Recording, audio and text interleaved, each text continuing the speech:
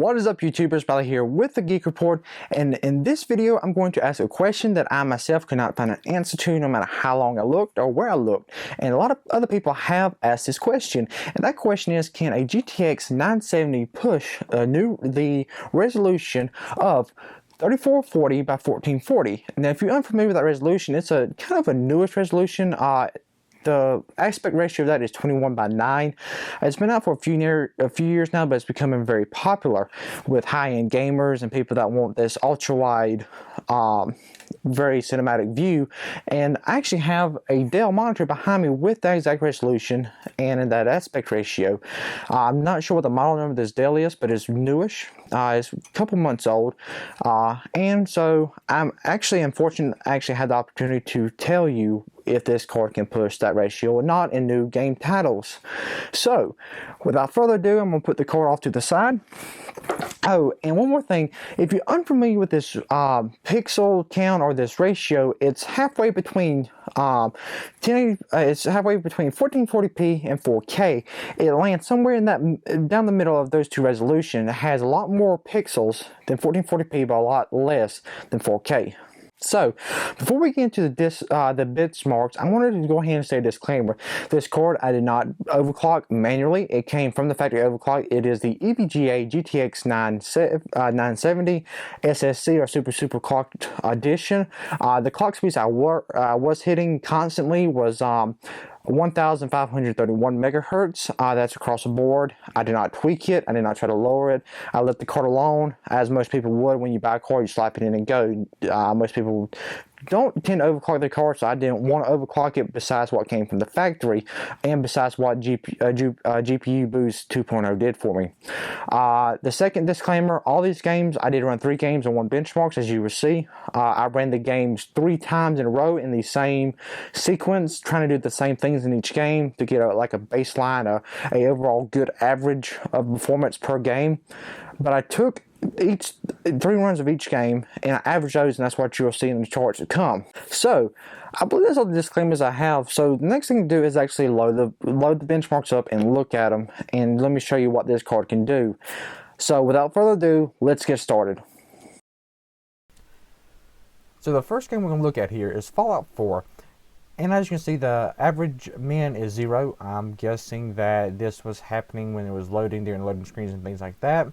And the max is 218 frames a second. Now, I did physically see 218 frames a second, about that, when I was going into different buildings where it was very close surroundings, not much texture to load.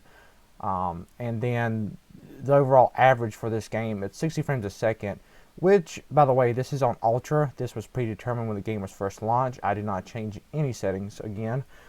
So at this resolution, which is 3440 by 1440, Fallout 4 is very playable and is very smooth. I must say it's very smooth with this graphics card at this resolution with everything maxed out, which was, again, predetermined by the game. So the next game we're going to look at is Rise of the Tomb Raider. This is my newest game in my library. So looking at this game, you see we have a min of 21 frames a second, and I really didn't see any stutter in this game whatsoever. I don't know where that came from, because to me nothing was very stuttery to see that min, or I didn't see any really drop in frame rates. And the next is 62 frames a second, which was the maximum for this game on the settings I have, and the overall average was 37 frames a second. Again, one thing to note with this game, unlike the other games I tested, I did not let the game predetermine my settings. I actually set them myself to see if this truly could push it. And you can see I have it set on very high, which is the highest settings possible with Tomb Raider. And it pushed it very well. I didn't see any stutter, any frame rate drops. Everything was buttery smooth, even at 37 frames a second, which was very surprising to me, knowing that I'm used to seeing 60 plus frames a second. I really didn't notice that I was only pushing 37 frames a second. Well, and some people may notice it, but I didn't. One thing to note is when playing this game, if you go from high to very high settings, it will prompt you with a warning saying that you need more than 4 gigabytes of video memory. Now, we all know that there's some controversy around the GTX 970 with their, so to say, 4 gigabyte frame buffer, but I didn't have any issues. It was using almost every bit of RAM I had on my video card to push this game, but that probably was some bottleneck for this game, and that's why we didn't see the higher frame rate average.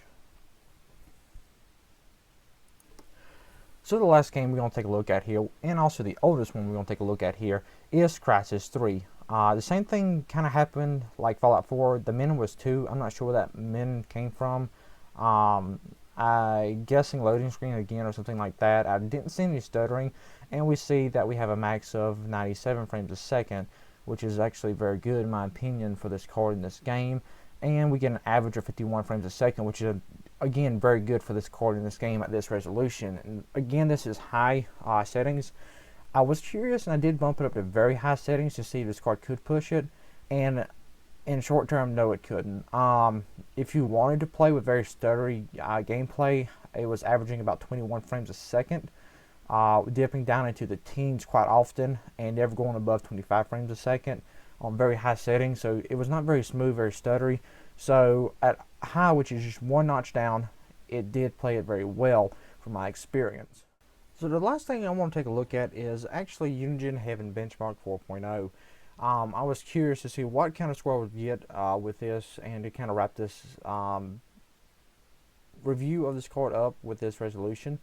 As you can see, the average frames a second is 45.7 frames a second. Again, this is on high detail. I did not do ultra. Ultra was very stuttery. It did drop down into the teens and 20s quite often. So I left it on high settings to complete the benchmark to get an overall score. So my score was 1,150, which I'm not sure how exactly to read that. I'm guessing that's decent in the middle somewhere. You can see my min is 7.7 frames a second. I really wasn't paying attention when this benchmark was running, so I don't know which scenario that came into play at.